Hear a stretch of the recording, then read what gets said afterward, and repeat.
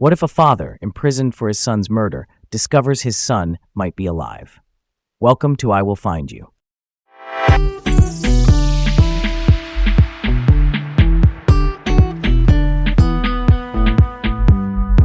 Hey, I'm Leah.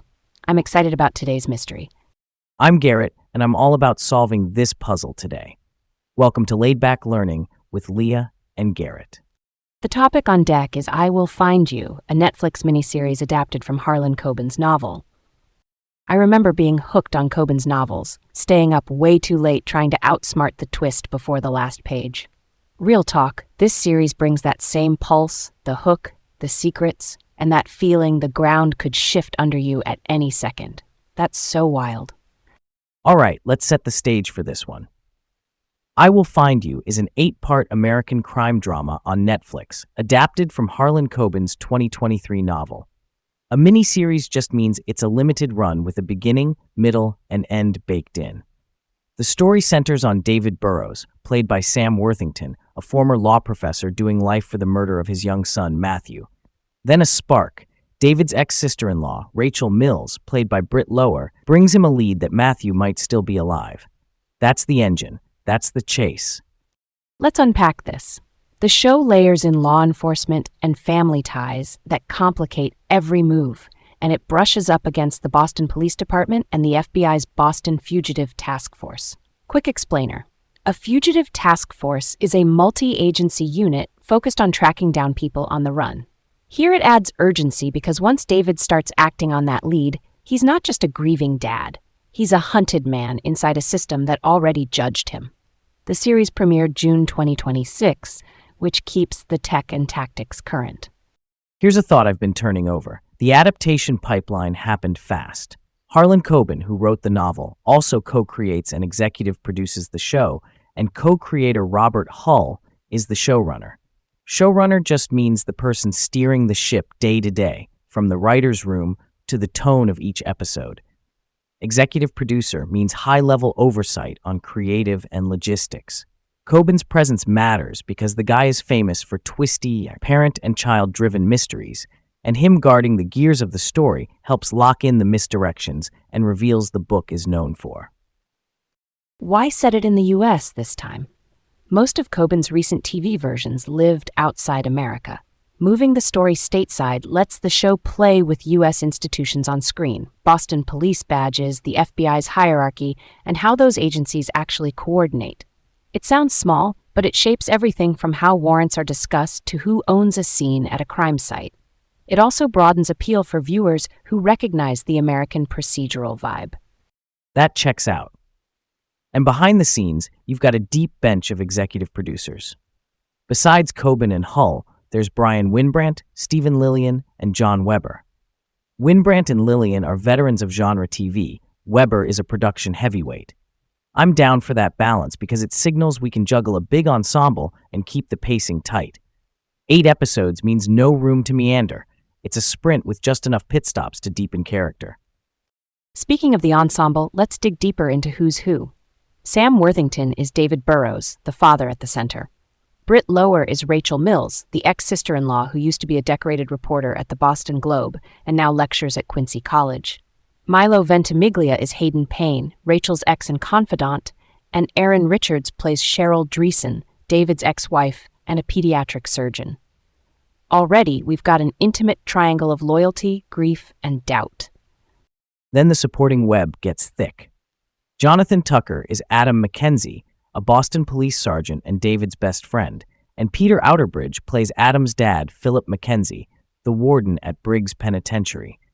Briggs is the pressure cooker where David's serving time, and it's shot at Kingston Penitentiary, a real decommissioned Canadian prison. That authenticity gives the prison scenes some weight. You also have Chi McBride as Max Williams, who leads the FBI Boston Fugitive Task Force, and Logan Browning as Sarah Greer, a special agent on the same task force. That father-daughter dynamic at the federal level is a curveball. And the elite circles. Madeline Stowe is Gertrude Payne, a wealthy heiress with a secret, and Clancy Brown is Nikki Fisher, a semi-retired mobster with ties to the Burrows family. You also get Stefano Stavros, played by Greg Brick, a corrupt Boston police detective working as an enforcer for Gertrude. That's a mashup of white-collar influence and street-level muscle. Real talk. It hints at how a case can be nudged off course without anyone leaving fingerprints on the file. Inside the prison storyline, the danger's not theoretical. Eric Johnson is Ross Sumner, a serial killer inmate. Christopher Redman is Ted Wesson, a corrections officer, the kind of presence that can make or break a day on the inside. The show also plants Tara Rosling as Hilda Winslow, also known as Harriet Winchester, a witness whose testimony helped convict David. Dual identity right there. When a key witness has two names, that's basically a neon sign flashing. Check the foundation. Here's where it gets really interesting. The child at the center, Matthew Burrows, is credited on screen with a dual identity. Matthew Burrows / Theo Payne. Ashton Cressman plays the present-day version, with Jasper Rain Lawrence playing Matthew when he was younger. That credit alone signals the identity mystery is not a red herring. It's the spine of the plot. Then there's Jefferson Brown as Jacob Heller, a fertility doctor, plus Tom Morton as Daniel Miller, a Swiss federal detective, a fertility specialist, and an international cop in a story about a supposedly dead child who might be alive. That's a thread worth pulling on. Why bring in a fertility doctor specifically? My read is practical. If the show's asking how a child could be hidden or re-identified, medical records are the lockbox and the key. A fertility clinic is where identity, biology, and paperwork intersect. Throw in an heiress with serious resources, plus an enforcer embedded in the police, and you can create or conceal a paper trail. Add a Swiss detective, and we're flirting with cross-border records and jurisdiction puzzles. That's pretty cool, right? On top of casting, production choices back all that up. Filming took place April through August 2025 in Kingston and Toronto, including Kingston Penitentiary and the University of Toronto, Mississauga. Those spaces convincingly stand in for Boston area institutions. In August 2025, they also shot in New York City spots like Washington Square Park, Central Park, and Times Square. Those are not just pretty backdrops. They widen the canvas so it feels like a manhunt that spills beyond one city's borders. Casting notes keep filling in the network. Hugh Thompson is Lenny Burrows, David's dad and a former Boston police detective. That ties closely with Warden Philip McKenzie and creates a knot of loyalties.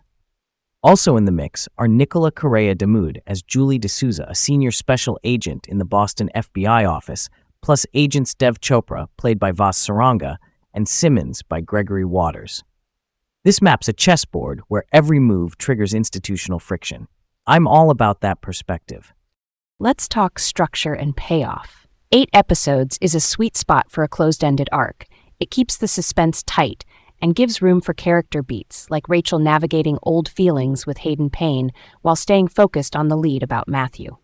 By the finale, the show aims to land its essential question. Did the system get it wrong, and can the truth survive money, influence, and a 5-year head start?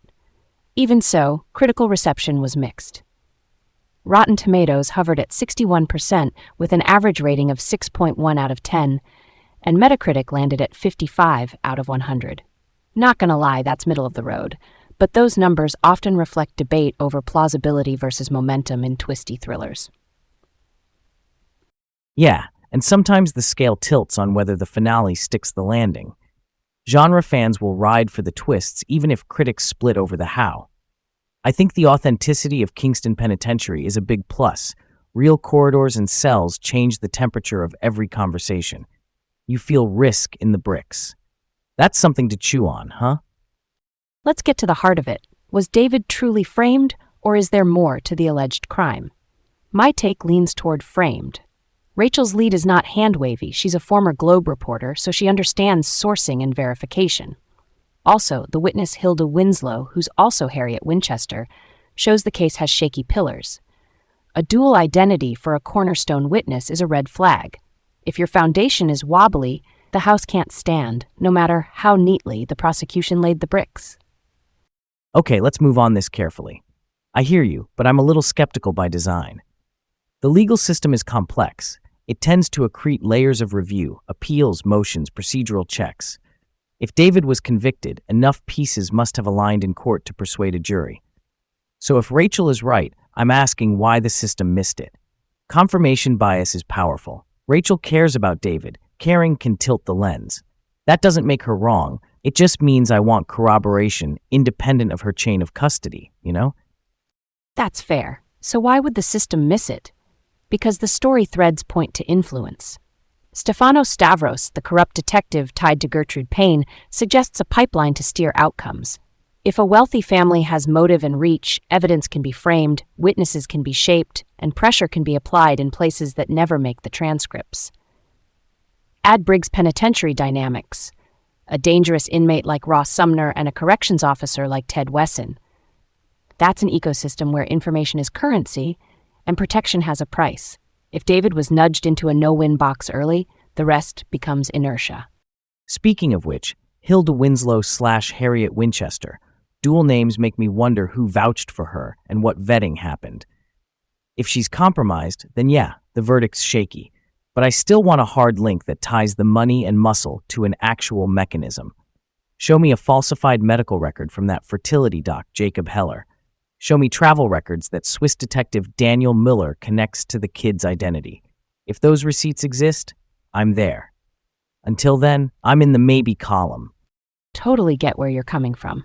For me, the child's dual credit, Matthew Burrows/Theo Payne, is the breadcrumb trail. It invites you to ask how the Payne family, through Hayden and especially Gertrude, intersects with Matthew's fate. If the show's closing argument is that Matthew lived under a new name, then the early conviction becomes the original sin the plot is trying to undo. In pop culture terms, this is Netflix staking a flag. It's the first Coben novel they've adapted into an American setting. Strategically, that taps into an audience that loves U.S. procedural frameworks blended with family noir twists, and it fuels discussions about how law enforcement is portrayed on screen, not policy debates, just the craft of dramatizing investigations, jurisdiction clashes, and the weight of personal ties inside the badge. Counterfactual time. What if Matthew had been confirmed dead early on? No mystery there, just closure. Would David still try to escape or investigate? I think yes, but the compass shifts. It becomes a pure exoneration story. The goal wouldn't be finding the child, it would be proving the system messed up and someone else killed him. That angle leans harder into corruption, witness integrity, and maybe the prison as a relentless antagonist while David builds a case from the inside. Yeah, and the narrative rhythm changes. Without the hope that Matthew is alive, the action loses that rescue timer urgency and becomes a pressure cooker where every beat is about credibility and chain of evidence. The FBI's Boston Fugitive Task Force might play smaller, while journalism and legal digging grow bigger. Rachel's skill set as a former Globe reporter would become the forward engine, not a spark. I could get behind that idea, but I admit the live child possibility hits different. Stakes feel kinetic when there's a person to find, not just a record to fix. And the Payne family's role would pivot too. Without a living child to hide, their influence would show up as suppression or misdirection of evidence rather than guardianship of a secret identity. Nikki Fisher, the semi-retired mobster, would probably lean more into leverage and less into latent family entanglement. We'd still have a compelling conspiracy, but the center of gravity moves from hope to outrage. That one gave me chills in a different way. All right, that ties it up nicely. Thanks for hanging with us today, and stay curious out there. And that's where we'll leave it for now. Keep exploring new stories, and we'll catch you next time.